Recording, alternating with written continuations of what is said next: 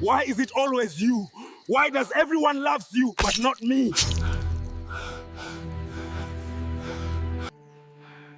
You will live. This kingdom needs you, my prince. The knife went in clean, right between his ribs. Prince Jide gasped, his royal wrapper soaking red as he stumbled backward into the thick bush.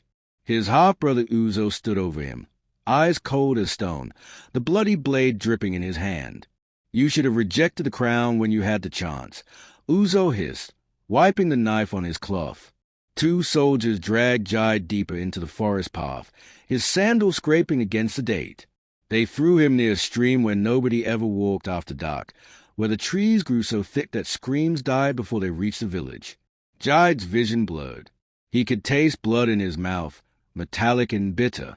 This was how princes died, not in battle, but in betrayal. If you've ever wondered how far jealousy can push a man, stay with me, because this story will shake you to your core. Hit that subscribe button now, because you won't believe what happens next. Jide had always known Uzo hated him. Their father, the king of Umuaro, had 3 wives, but only Jide's mother was a queen. Uzo's mother was a second wife, bitter and sharp-tongued, always whispering poison into her son's ears. For years, Uzo had smiled at council meetings, bowed when their father spoke, and played the role of the loyal brother. But when the elders announced that Jide would be crowned king after the next harvest season, everything changed. Uzo's smile disappeared. He stopped coming to the palace. He started gathering men in secret, soldiers who were tired of waiting for their share of the kingdom's wealth. And tonight, on this lonely forest road where Jide had gone to inspect a new farmland, Uzo had finally struck. The maid who saved the billionaire prince didn't know it yet, but her life was about to change forever. Jide crawled toward the stream, his breath coming in short, painful gasps. Every movement sent fire through his chest. He could hear Uzo's voice fading as the soldiers left him to die. "Make sure the animals finish him by morning," Uzo said, laughing. "No body, no questions." Jide's fingers dug into the mud. He wasn't ready to die. Not like this. Not when his people needed him. He dragged himself forward, inch by inch, until his hand touched the cool water of the stream. His vision was going dark. He could feel his heartbeat slowing. Somewhere above him, the moon broke through the trees, casting silver light on his blooded face. He thought of his mother, waiting for him at the palace. He thought of the kingdom that would fall into Uzo's cruel hands. And then he thought nothing at all. His body went limp beside the water, his royal beads scattered in the dirt like broken promises. Agba was tired. Her back ached from carrying the clay pot full of water on her head all the way from the big river. She was a poor maid, the daughter of a farmer who had died 2 seasons ago, leaving her with nothing but a crumbling hut and a reputation for being too proud to marry the old men who came asking. The other village girls laughed at her. They said she would die alone, that she thought too highly of herself for a girl with no dowry.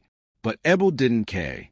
She had survived this long on her own, selling vegetables in the market and doing washing for the rich families in the village. Tonight, she had taken the forest path home because it was shorter, even though people said spirits walked there after dark. As she rounded the bend near the stream, she saw him, a man lying in the mud, his wrapper soaked in blood, his breathing so shallow she almost missed it. Her first instinct was to run. Dead men brought trouble. But then she saw the beads around his neck, the kind only royalty wore. This was no ordinary man. She dropped her water pot and knelt beside him, her hands shaking. "Can you hear me?" she whispered. His eyes fluttered open for just a moment, dark and full of pain. He tried to speak, but only blood came out. Agba looked around. The forest was empty. If she left him here, he would die. If she took him home, and someone found out, she could be accused of witchcraft or worse. The billionaire prince was dying in her arms, and she had seconds to decide. Her grandmother's voice echoed in her mind. A life saved is a debt the gods remember. Agba made her choice. She grabbed him under his arms and started dragging him toward her hut, his body heavy as stone, her feet slipping in the mud. By the time she got him through her door, her wrapper was soaked in his blood, and the sun was starting to rise. She had just saved a dying prince and signed her own death warrant. What would you have done? Comment below, and don't forget to like this video because the next chapter will blow your mind. Ebel's hands would not stop shaking. She laid the strange on the mat in her father's abandoned hut behind her main house, the one nobody used because people said her father's spirit still wandered there. Good. That meant no one would come looking. She tore strips from her oldest wrapper and pressed them against the wound in his side, watching his face twist in pain even though he was unconscious. The knife had gone deep, but it had missed his heart. That was the only reason he was still breathing. She had seen wounds like this before, back when her father used to help injured hunters. She knew what to do: boil water, clean the blood, pack the wound with herbs from the forest. But this was different. This man wore royal beads. Those beads meant power. They meant protection. They also meant danger. If anyone discovered she was hiding him, she would be dragged to the palace and questioned. And if his enemies found out he was alive, they would come for both of them. She worked through the night, boiling bitter leaves her mother had taught her about, the ones that stopped infection. She washed his wound with hot water and honey, then wrapped it tight with clean cloth. His fever spiked just before dawn, his body shaking so hard she thought he would die right there on her father's mat. Ebel wiped his forehead with a cool rag, whispering prayers to the gods her grandmother used to serve. "Please don't let him die here," she begged. "I am just a poor maid. I have nothing. Don't let his blood be on my hands." The man's lips moved, forming words she couldn't hear.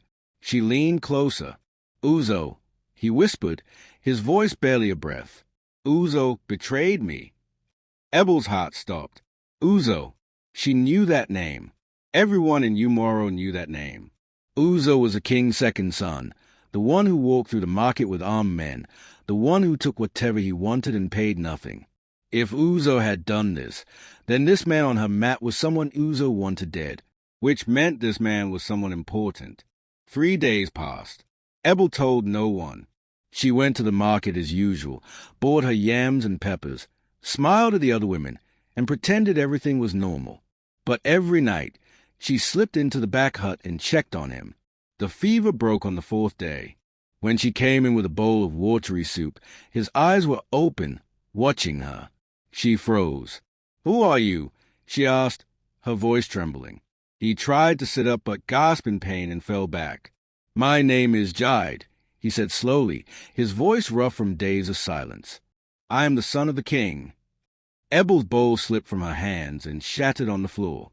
The billionaire prince, no, the actual prince, was lying in her dead father's hut. She backed toward the door. "You need to leave," she said quickly. "If they find you here, they will kill you," Jide finished, his eyes holding hers. "I know. That is why I will leave as soon as I can walk. But until then, I need you to trust me." Trust. What a strange word for a prince to use with a poor maid. Over the next week, something unexpected happened. As Ebel changed his bandages and brought him food, they began to talk. Jide told her about the palace, about the council meetings where old men argued over land, about his mother who painted beautiful patterns on cloth, about his father who was sick and growing weaker every day. He told her about Uzo, about the jealousy that had turned his brother into a monster. And Ebel told him about her life, about losing her father, about the women who mocked her in the market, about the loneliness that followed her like a shadow. "Why did you save me?" Jide asked one evening, watching her grind herbs by lamplight. Ebel paused. "Because leaving you there would have made me like them," she said quietly. "Like the people who see suffering and walk away." Jide stared at her for a long moment, something shifting in his eyes. "When I am king," he said softly, "I will make you my wife." Ebel laughed, thinking he was joking. But Jide's face was serious. Dead serious. The next morning, everything fell apart. Ebel woke to shouting outside her hut. She ran to the window and saw soldiers, Uzo's soldiers, moving through the village, kicking down doors, questioning families. They were searching for something. No, someone. Her blood turned to ice. A woman's voice rang out.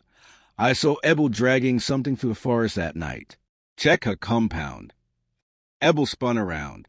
Jide was already standing, weak but steady, pulling on the simple wrapper she had given him to replace his blooded royal clothes. "You have to run," she whispered urgently. "There's a path behind the hut that leads to the old farm. Go, now." But Jide grabbed her hand. "Come with me." She shook her head. "If I run, they will know I am guilty. Let me face them. I will say I found nothing, that the woman was mistaken." Jide's grip tightened. "Ebel." The door crashed open. 5 soldiers poured in, their spears pointed at her chest. And standing behind them, smiling like a snake, was Uzo himself. Well, Uzo said, looking straight at Jide. "My dead brother lives." Ebel's world exploded. What happens next will leave you speechless. Make sure you're subscribed so you don't miss Chapter 3. The throne room of Umaro smelled like incense and fey. Ebel knelt on the cold stone floor, her wrists bound with rough rope, soldiers on either side of her. Above her, sitting on their father's throne like he already owned it, was Uzo. He hadn't even waited for the king to die. The old man was still alive, locked in his chambers, too weak to stop his son from tearing the kingdom apart. Jide was gone, dragged away by different soldiers, thrown into the underground prison where enemies of the crown disappeared forever. Ebel had watched them take him, his eyes locked on Hayes, silently begging her to stay strong. But how could she stay strong when everything was falling apart? "Do you know what we do to traitors in Umaro?" Uzo asked, his voice echoing off the stone walls. He stood and walked down the steps, his royal wrapper dragging behind him. The elders sat silent in their seats, too afraid to speak. Uzo stopped in front of Ebel, tilting her chin up with one finger. "We feed them to the crocodiles in the sacred river." His smile was poison. "But you are lucky. I am merciful. Tell me who else helped you hide my brother, and I will make your death quick." Ebel spat at his feet. The room gasped. Uzo's face twisted with rage, and he backhanded her so hard she fell sideways, her cheeks splitting open. Blood dripped onto the stone. "Foolish girl," Uzo hissed. "You think your silence will save him? Jide is as good as dead. The council has already agreed to crown me in 3 days. And when I am king, I will erase every memory of him. No songs, no stories, nothing." He turned to the soldiers. "Take her to the women's prison. Let her rot there until the coronation. Then we will deal with her publicly." The soldiers yanked her to her feet. As they dragged her toward the door, Ebel's mind raced. 3 days. She had 3 days to figure out how to stop this. But how? She was just a poor maid, locked in a cell, with no family, no money, and no power. The billionaire prince she had saved was trapped in a dungeon, probably being tortured. Everything was lost. Or was it? The women's prison was a dark, stinking pit beneath the palace. Ebel was thrown into a cell with 5 other women. Thieves, accused witches, women who had angered powerful men. They barely looked at her when she stumbled in. But one woman, old and bent, with scars covering her arms, watched her with sharp eyes. "You are the one who hid the prince," the old woman said. It wasn't a question. Ebel said nothing. "I know because I worked in the palace once," the woman continued, her voice like dry leaves. "I was a cook before Uzo's mother accused me of poisoning her food. She wanted me gone because I knew her secrets." Ebel's head snapped up. "What secrets?" The old woman leaned closer, her breath smelling like bitter herbs. "Uzo is not the king's son." The words hung in the air like smoke. Ebel's heart pounded. "What do you mean?" "The king could not have children with Uzo's mother," the old woman whispered. "So she lay with a warrior from a neighboring village and passed the child off as royal blood. I saw the warrior sneaking into her chamber. I heard them speaking. That is why she wanted me silenced." Ebel's mind spun. If this was true, if Uzo had no royal blood, then his claim to the throne was a lie. But who would believe an old woman rotting in prison? Who would dare challenge Uzo when he had an army behind him? 2 days passed like years. Ebel barely slept, her mind working through impossible plans. She thought about Jide, wondering if he was still alive, if they were torturing him, if he thought she had abandoned him. She thought about the old woman's words, about the secret that could destroy Uzo. But secrets were useless without proof, and proof was impossible to find locked in a cell. On the morning of the third day, the day of Uzo's coronation, the prison doors opened. A figure stepped into the dim light, and Ebel's breath caught. It was Lady Chinu, one of the queen's attendants, a woman Ebel had once done washing for. "Come with me," Lady Chinu said quickly, unlocking Ebel's cell. "We do not have much time." Ebel stumbled to her feet. "What is happening?" "The queen knows what you did for her son," Lady Chinu whispered as they hurried through the dark corridors. "She has been searching for proof of Uzo's lies. And this morning, we found it, a letter written by Uzo's mother before she died, confessing everything. The queen is going to present it at the coronation." Hope exploded in Ebel's chest. "And Jide!" Lady Chinu's face darkened.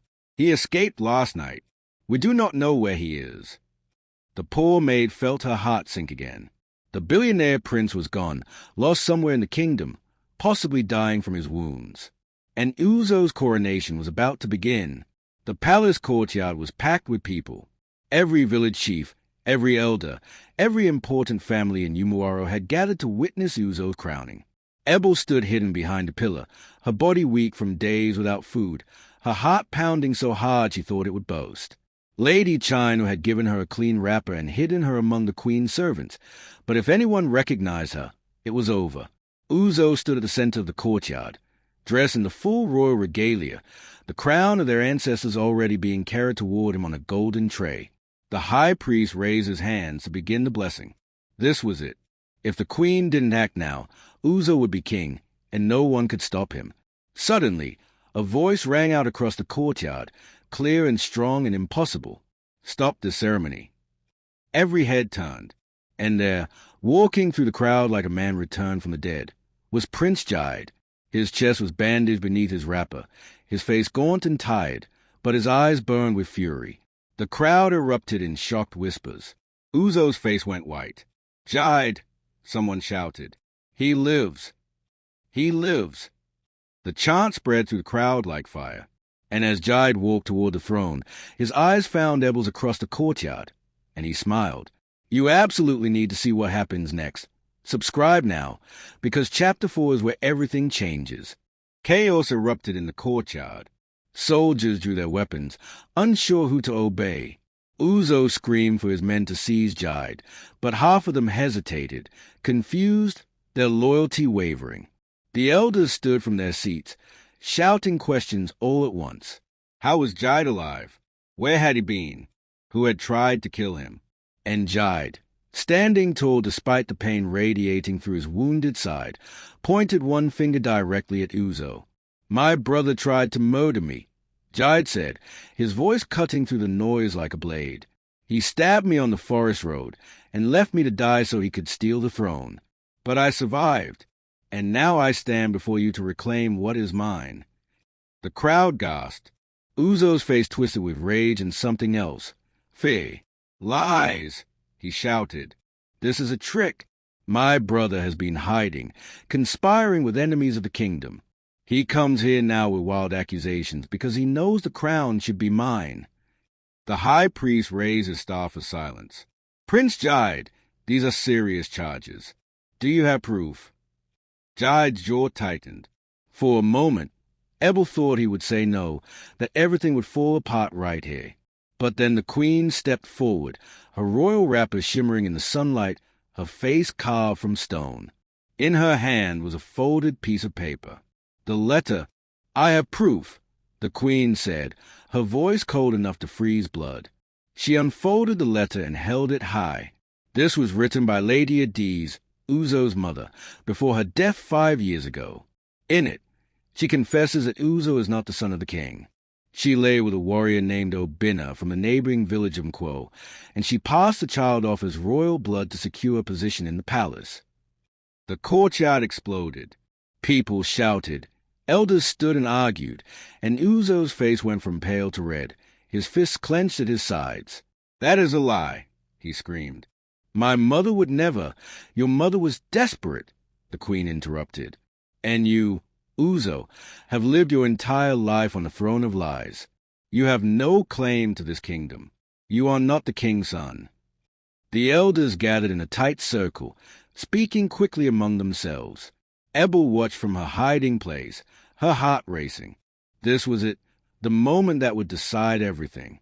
If the elders believed the letter, Jide would be crowned king.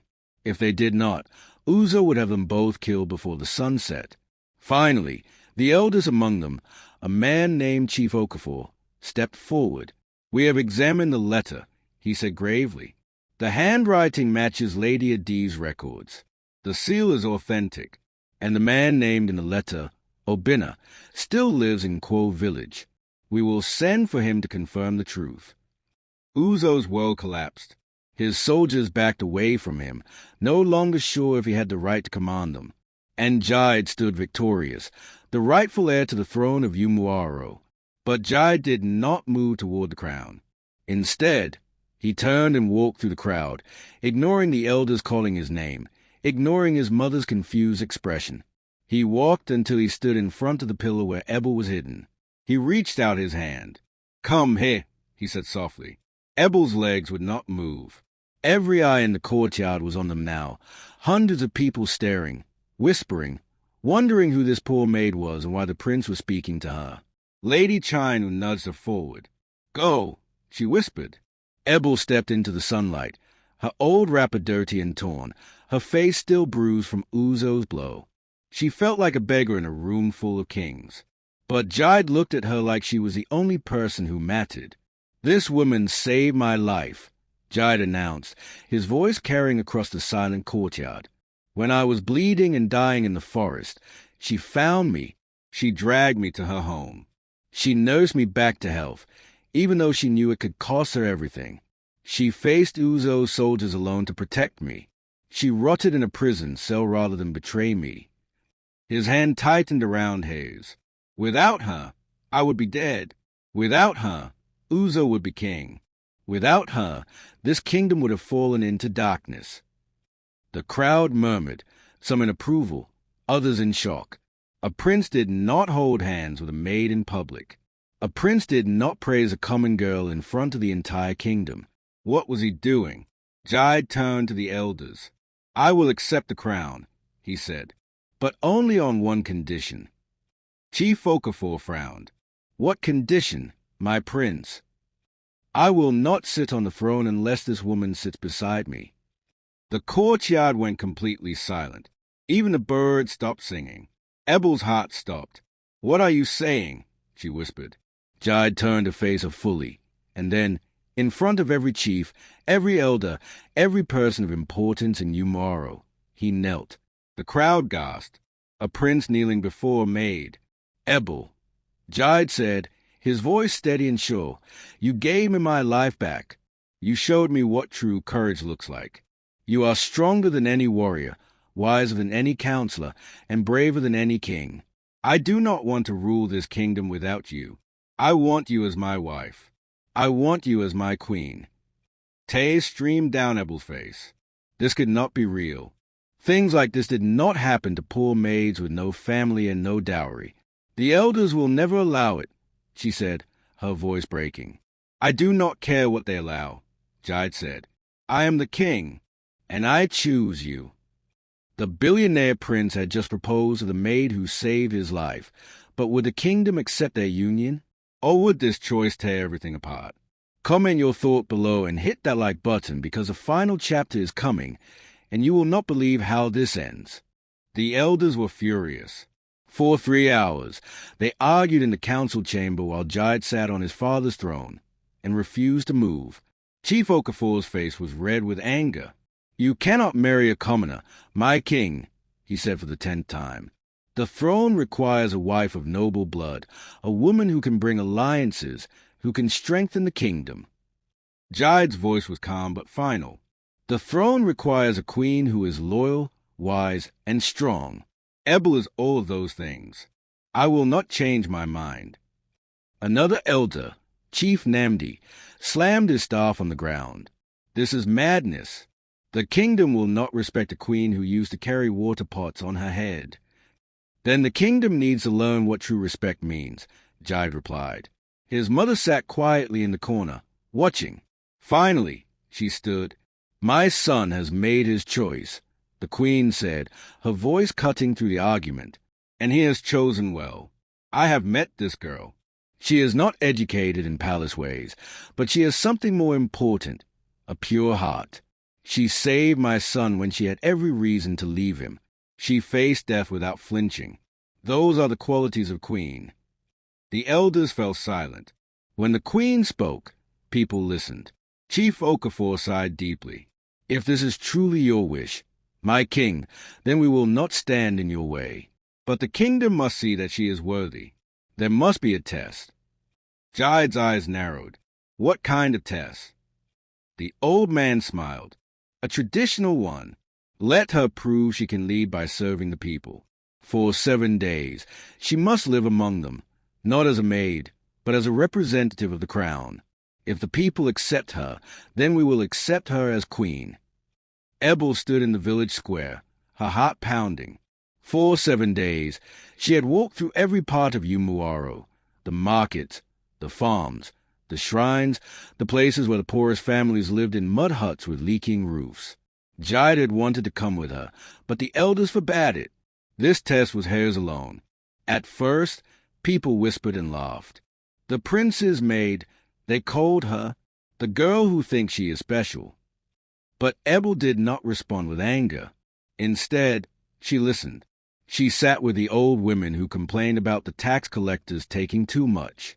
She helped the young mothers carry water when their babies were sick. She spoke to the farmers who said their land was being stolen by wealthy families.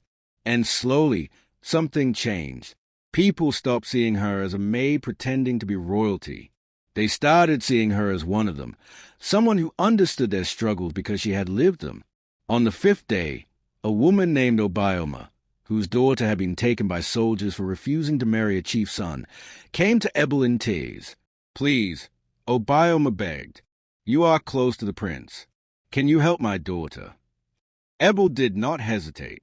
She marched straight to the palace, past the guards who tried to stop her, and into the throne room where Jide was meeting with advisers.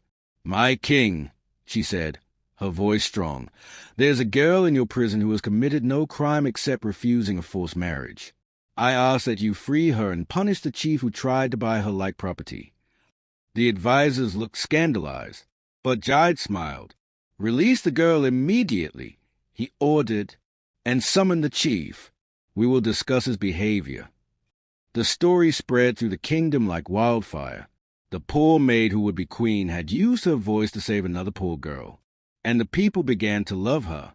On the 7th day, Ebel returned to the palace. The courtyard was full again, just as it had been during the coronation attempt. But this time, people came by choice, not by command. They filled the space, farmers, traders, mothers, children, elders from small villages who had never been to the palace before. Chief Okafor stood before them. The test is complete, he announced.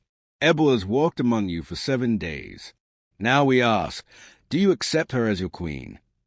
The crowd roared, yes, yes, yes. The chant shook the palace walls. Ebel stood in the center of it all, tears streaming down her face, unable to believe this was real. Jide appeared beside her, taking her hand. I told you, he whispered, they would love you.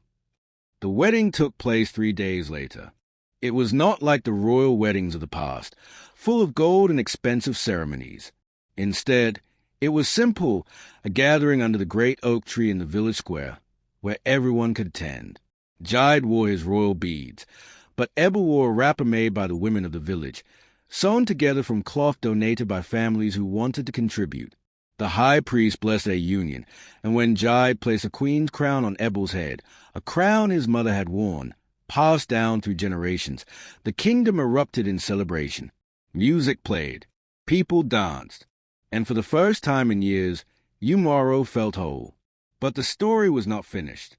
As Jide and Ebel stood together on the palace steps, watching their people celebrate, Jide leaned close and whispered, "There's one more thing I need to do." He raised his hand, and the crowd quieted. "My father is dying," Jide said, his voice heavy with grief. "He has asked to see me one last time. But before I go to him, I want to make something clear. He turned to Ebel. This kingdom has been ruled by men who cared only about power. They married for alliances. They made decisions based on wealth. And look where it brought us. Brother against brother, families torn apart, the poor suffering while the rich grew richer. He faced the crowd again. I will not be that kind of king. I will rule with my wife, not above her. Her voice will be heard in every decision. Her heart will guide this kingdom's future. And anyone who harms the innocent, who abuses the weak, who places their own greed above the people's needs, they will answer to both of us. The crowd cheered so loudly the sound carried across the hills. And in that moment, Ebel realized something. She was not just a maid who had gotten lucky. She was a queen who had earned her place.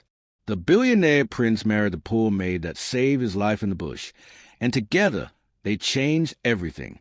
Years later, when the storytellers sang of King Jide and Queen Ebel, they did not talk about wealth or power. They talked about the king who valued loyalty over lineage, and the queen who never forgot where she came from.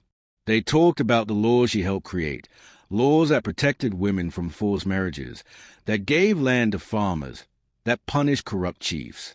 They talked about the hospitals she built, the schools she opened, the way she walked through the villages even after she became queen, listening to people, helping them, proving that a crown did not make you better than anyone else.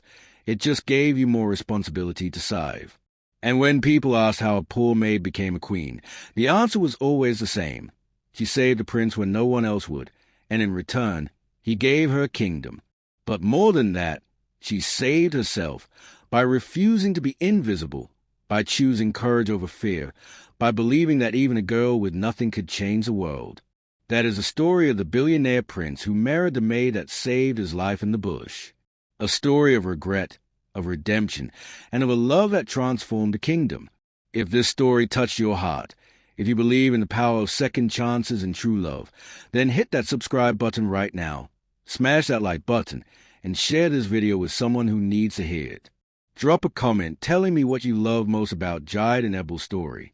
And remember, no matter who you are or where you come from, your story matters. Your courage matters. You matter. Thank you for watching, and I will see you in the next story.